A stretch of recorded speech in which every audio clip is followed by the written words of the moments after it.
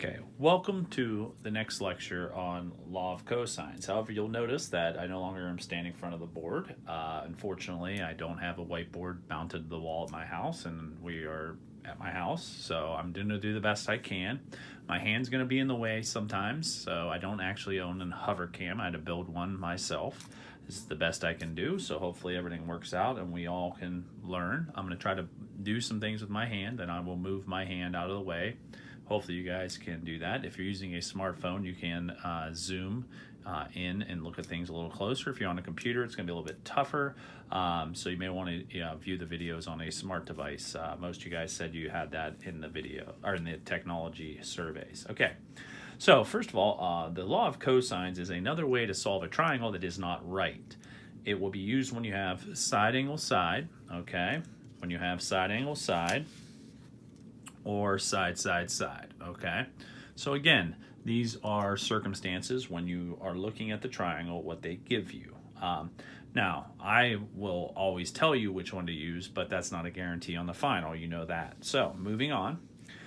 The law of sines was easy because it was one formula memorized one way. Unfortunately, this is multiple formulas. Now, as you know me, I don't tend to memorize how all these different formulas. I only memorize one formula, and that's position. So in this triangle, let's say we're looking for side A, okay? Side A. And we want to use one of these formulas. Now, I won't memorize them. I don't even need to look at them. I've been doing this a long time. I memorize position. So if I need to find side A, that means I need to have angle A, the angle opposite the side. Also, I need to know these other two sides, okay? And the way the formula is set up is side you're looking for squared equals the other two sides squared each separately, added together, minus 2 times the other two sides times cosine the angle opposite A, okay? That's how I memorized it. About locations. I don't memorize 3 different formulas. I only memorize the one. Okay, so moving on. When looking for an angle, say I'm looking for angle A. Instead of side A, same things. You will need the other two sides, and now you'll need side A. The way the formula works is it's now inverse cosine because you're looking for an angle, and you have sides B and C, you need to know those, as well as side A. So now, when looking at this formula, okay, we need to be able to understand how the formula is set up, okay? And that formula is set up using these fractions. Now, again, I don't memorize those, so I'm covering them up just to prove to you. The way I do it is I look and I know it's inverse cosine of the following. These two sides squared added up again individually, minus this side squared over 2 times these two sides multiplied. And again, it won't matter what letters you're looking for, whether it's A, B, C, R, S, T, they all work the same. All right, now here's a little slide that I came up with, all right? And on here we have side looking for, so when you're looking for a side, squared equals 1 of the other side squared plus 1 of the other side squared minus 2 times the other side times cosine of the angle opposite the side you're looking for. And then when you're looking for an angle, it's the inverse cosine. Now notice, I have a lot of parentheses. When I type in my calculator, I'm going to go ahead and use those parentheses. But it's set up the same way. Other side squared plus other side squared minus side opposite the angle squared over 2 times the other side times the other side, okay? So, again, those are the way I memorize it. You can memorize the formulas however you want. That's just how I do it, okay?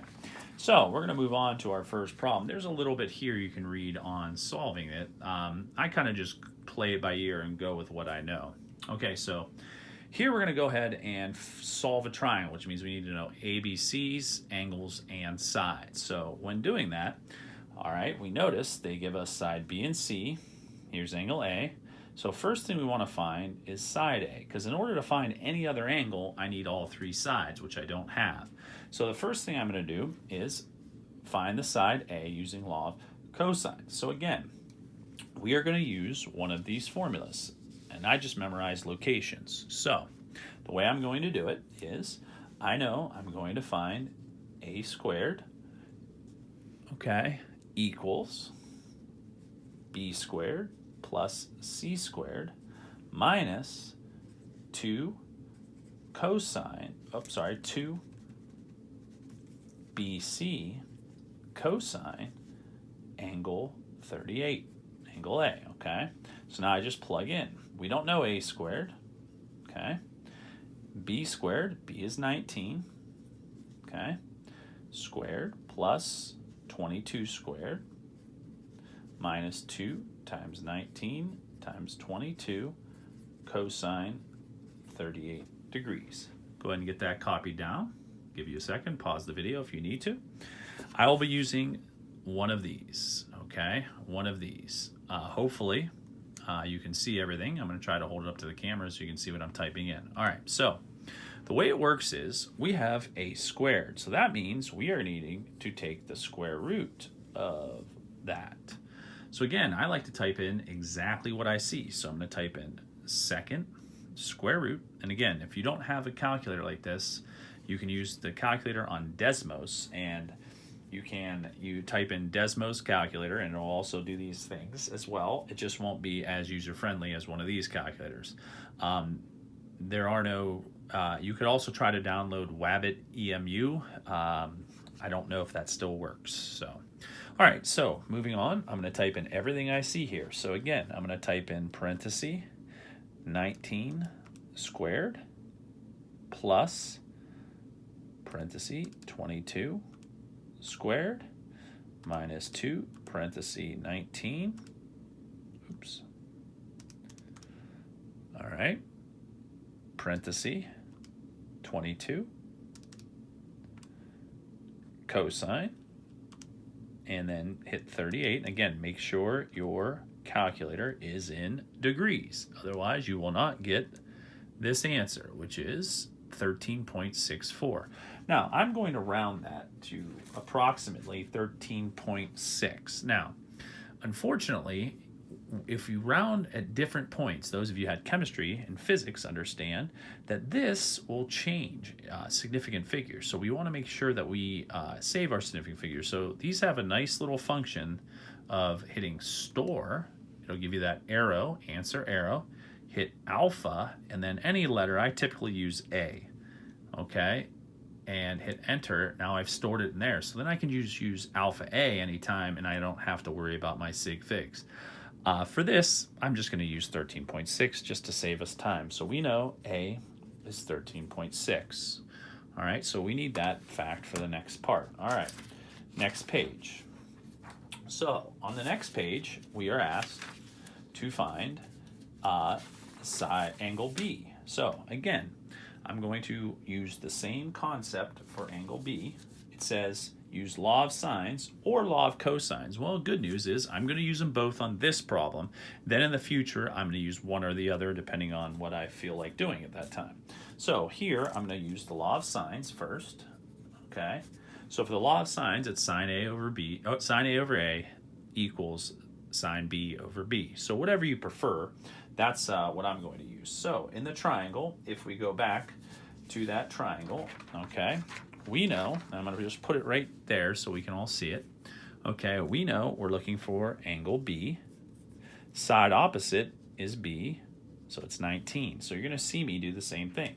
So it's going to be sine B over 19 equals, now, I know this is 38. That's the only other angle I know, so I have to use that, okay, over A. And now remember, I rounded that. So if you don't want to round this, again, you're going to be on your own there. So you could use the alpha A or however you want to do that, but I'm going to go ahead and just put 13.6. Okay, so when solving this again, you're going to want to cross multiply and solve. So pause the video and see if you can do that. Okay, so you're going to end up by getting sine B sine B equals, okay, by cross multiplying, 19 sine 38 over 19. I'm sorry, over 13.6, sorry. All right, go ahead and get that copied down. Now we'll type in our calculator. We're going to have to use the inverse sign.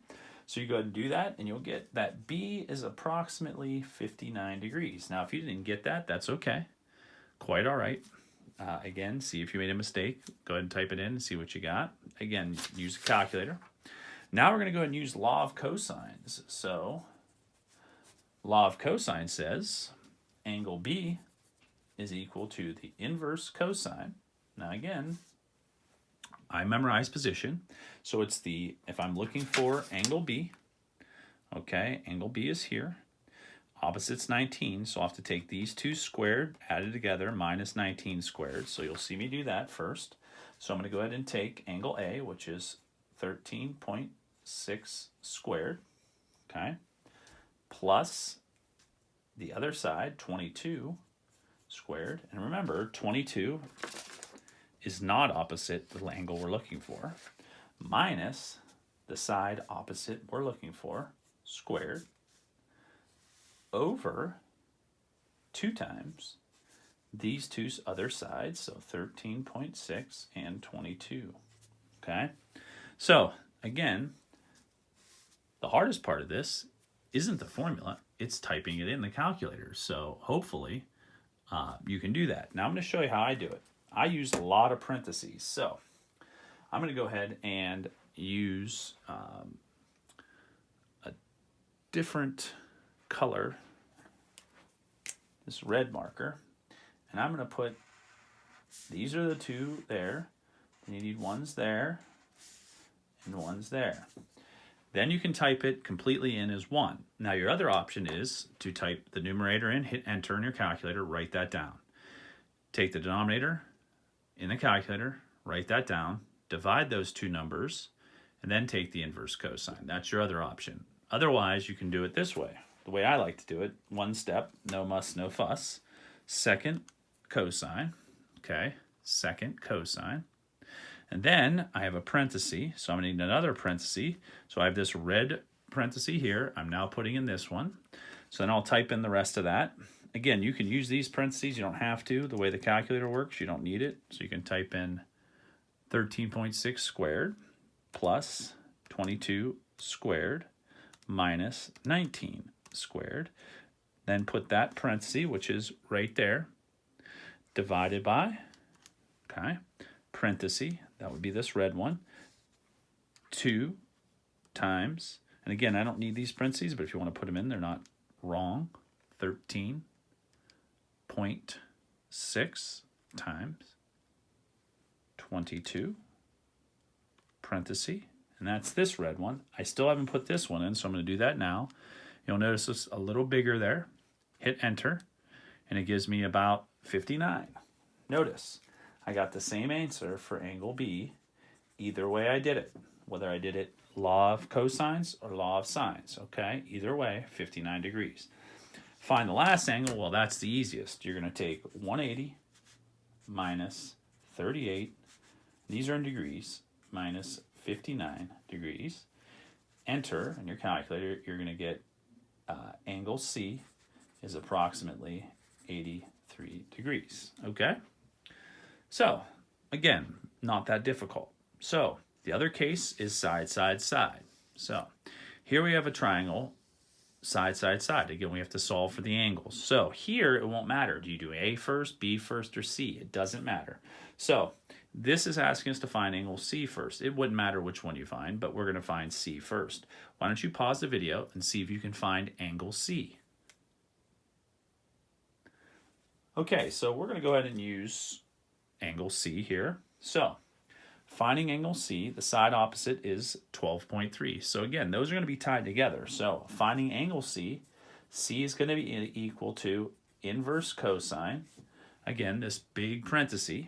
You're going to want to take the other two sides squared, so 10 squared plus 8.7 squared minus, okay, and we're going to get 12.3 squared over 2 times the other two sides. And again, I'm not using those parentheses. Maybe that'll make it easier for you. Okay? And then don't forget, you'll need these parentheses as well. All right, go ahead and type that in a calculator. I'm not going to waste your time and show you how I do it, but you type in a calculator, you'll get approximately about 81.9 degrees, okay? 81.9. Now, if you didn't get quite that due to rounding, that's okay. As long as it's close, you get credit, okay? All right, so again, we found angle C, so what's step 2? All right, so we're going to go ahead and find step 2. All right, step 2 says find angle A or B, so it doesn't matter. So, I want to be logical here, and I'm going to go ahead and go backwards from C to B. You'd think you do A, but I'm going to go backwards. C, we did first. Now we're going to do B.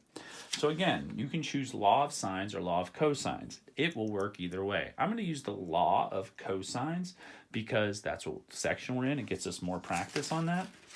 So we're going to go ahead and do that now. So again, we want to find angle B. So we're going to take angle B equal to inverse cosine. Okay. Why don't you pause the video, see if you can fill that in, type it in a calculator, and solve it. All right, welcome back. So now, here's how it's going to work. And I'm going to use the diagram, again, right there, if you can see it. Okay? So, we're going to be looking for, I'll put 2 lines, angle B. So opposite that is 8.7. Okay, so we're going to be using these 2 squared minus that squared over 2 times this times that. So again, a little bit different than this previous problem, but very similar. So we're going to go ahead and do that now. So we're going to go ahead and take 10 squared, all right, plus 12.3 squared minus 8.7 squared over 2 times 10 times 12.3. Again, and you want to put these parentheses in your calculator. So if you didn't get that answer, try typing that in, see if you got it. If you type that in correctly, you'll get B is approximately 44.5 degrees. Now, go ahead and pause the video if you didn't get that, okay, and see if you can figure it out. Then try to find the other angle. Okay, welcome back. So to find the other angle, you're going to take 180 minus 81.9 minus 44.5, and you're going to get that side A, or angle A, excuse me, is 53.6 degrees. Okay, so that's the basics of the problems. Now, on the FERP, the Final Exam Review Packet, they will have some word problems. So we have to tackle some of those. So here is a word problem involving planes. So I'm going to go ahead and read that. 2 planes leave the same airport. The first plane leaves at 3 p.m., averages 450 miles per hour at a bearing of south 70 degrees east. The second plane leaves at 5 p.m. and averages 510 miles per hour at a bearing of north 10 degrees west. How far apart are the planes at 6 o'clock p.m.? Round to the nearest mile. Now, again, we're in bearings. So you have to draw your north-south lines, your east-west line. Then you're going to draw each plane in the direction they leave, so you have to know that. Then you're going to draw in the angles you know, and figuring out from there, you're going to have to find what you're missing in the triangle. So I'm going to go ahead and draw the picture. So I'm going to draw my north-south line and my east-west line. We have a plane. Okay, it's going south 70 degrees, so it's going this way. Okay, and its bearing is 70, so we know this is 70. Okay, then we have another airplane. It's leaving at a bearing of north 10 degrees west. So again, that's going to be roughly, try to draw it big enough so I can write 10 in there. This is 10, okay? And I didn't successfully do that, but it's there. Okay, so we all have 10 right there, okay? Now, we want to know this distance, okay? So I'm going to connect it, the distance between the planes. Now, in order to do that, we have to know either 3 sides, which obviously we don't know that one, so we can't do that. And the other option is 2 sides and an angle. So I need to find the sides. So I'm going to take first plane, okay? The first plane traveled from 3 to 6 in the problem at 450 miles per hour, and it went for 3 hours. So I'm going to go ahead and take 450 times 3, and that's going to tell me it went 1,350 miles, okay? Now, second plane, it only traveled from 5 to 6, which is 1 hour. So I'm going to take its speed, which was 510 times 1, so 510 miles. All right, so then I'm going to fill them in on my diagram over here. So the first plane, he went, or she, I guess. If it was a male plane driven male, it's a he, I guess. All right, so 1350, and then 510 right there. Now the problem is, I don't have the right angle. The angle I need is this big one that I'm highlighting now. That big one right there. We don't have that big one. So how do we solve it? Well, what we're going to do is we are going to figure out that angle. We know that's 10 right there. We know that's 70. We know this is 90, so I know this is 20 right there. So if I know that's 10, that's 20. We know that piece is 90, so I'm going to take 10 plus 20 plus 90. So this angle is going to be 120 degrees, okay? So that's going to be becoming important now because that is a crucial angle. So now I have the angle opposite the side I'm looking for and the other two sides. So I'm going to use law of cosines. So I'm going to go ahead and do that now. So side we're looking for, let's call that C. So we'll say C squared equals the other two sides squared. So 510 plus 1350 squared minus 2 times 510 times 1350 times cosine 120. Okay. Now again, this is C squared, so we need to take the square root. Go ahead and pause the video, see if you can figure out that using whatever calculator you're using. Okay, welcome back. If you type that in correctly and use the correct calculator and the right mode, you should get C as approximately 1665 miles. And it says round to the nearest mile, so I did. All right, that brings us to our next problem. Okay, here we go. The distance between Miami, Florida, and New York City.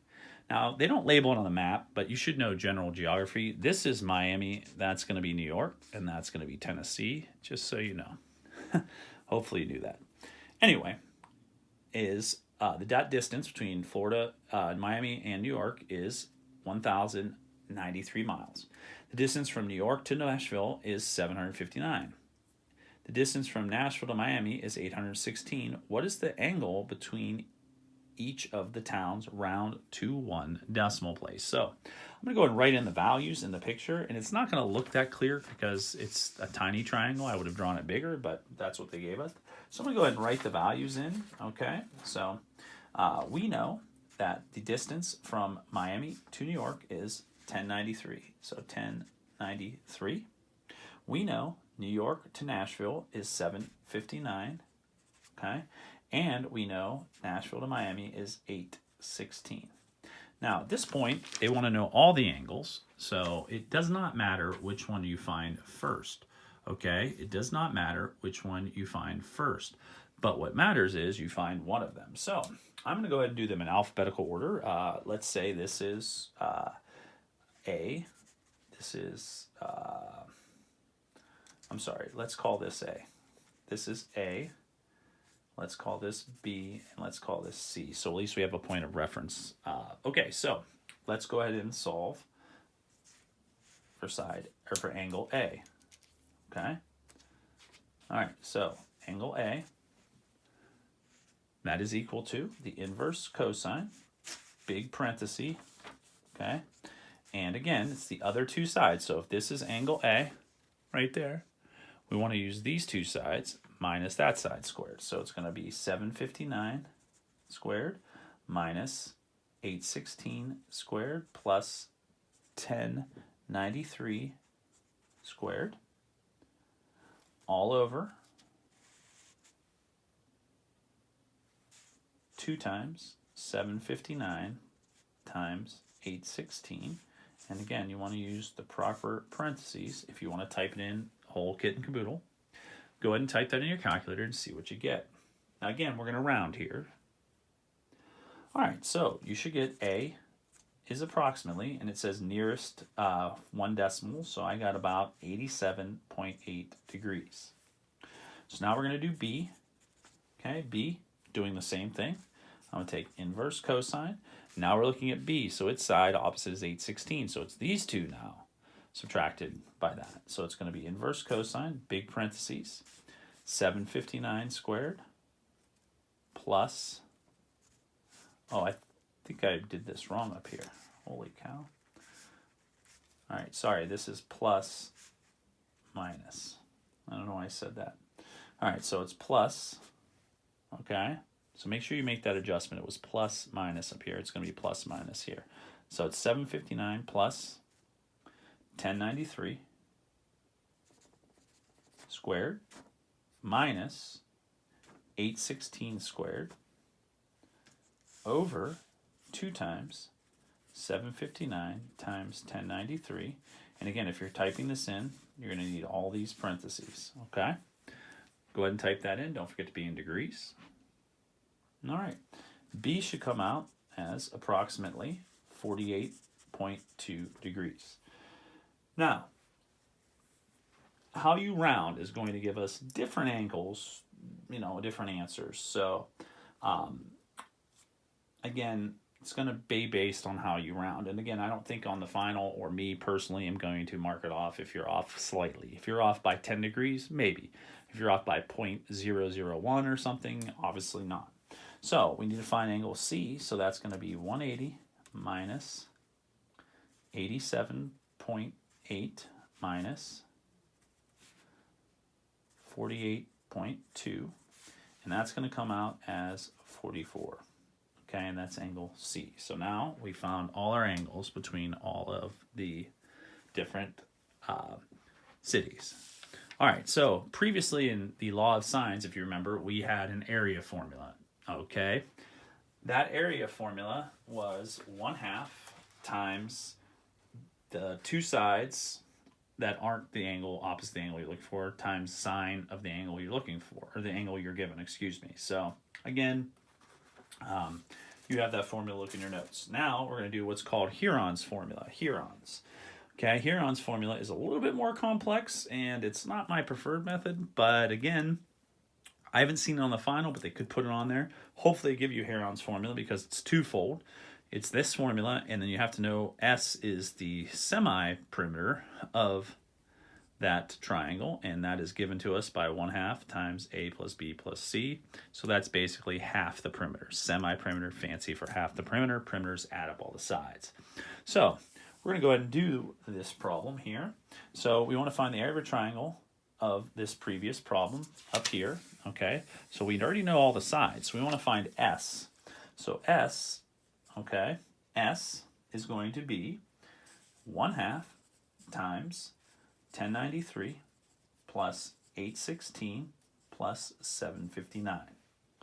Type in a calculator and you're going to get the number 1334. Okay, 1334. So now area, okay, is equal to the square root. Now here, I'm going to use a bunch of parentheses just to match this formula right here. Area is going to be, okay, 1334.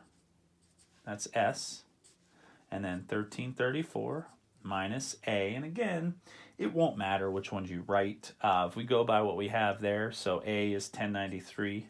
It won't matter the order you do this. Times 1334 minus B.